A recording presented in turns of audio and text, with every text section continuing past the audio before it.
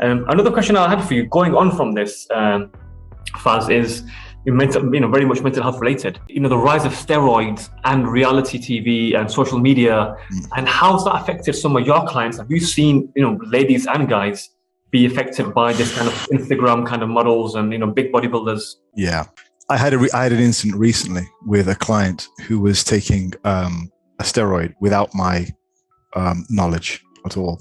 And so he told me he was, because it was quite obvious, it's the first time he'd done anything, it was quite obvious. And he doesn't really know a great deal about it. So I kind of broke him down and he said, yeah, he was taking something. And then I said to him, well, are you doing anything for your health? It's like, no, I'm not. I'm fine. I feel okay. And so I said, do yourself a favor.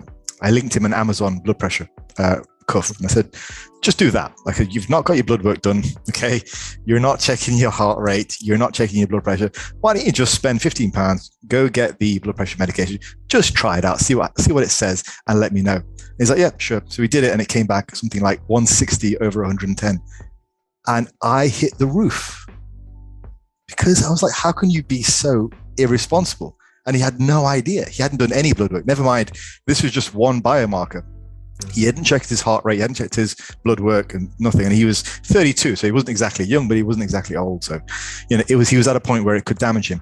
And so I went off on him. I just thought, this is completely irresponsible. What are you doing?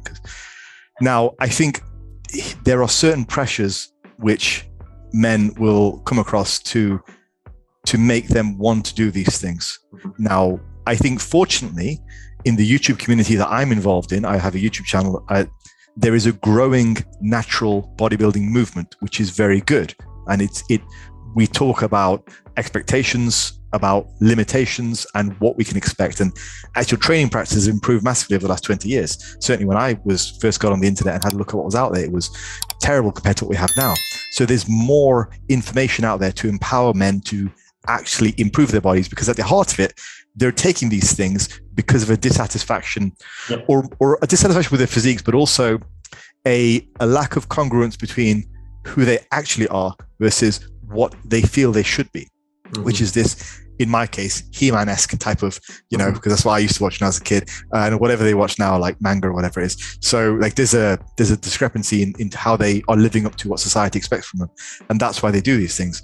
What I find is good is, at least in the natural bodybuilding movement, we are starting to see some very well-built, prominent members who are coming out, giving out good information. But ultimately, to answer your question, I think it comes from a pressure of trying to fulfill expectations which they've placed on themselves. Because this guy was a business owner and he owned a fitness studio.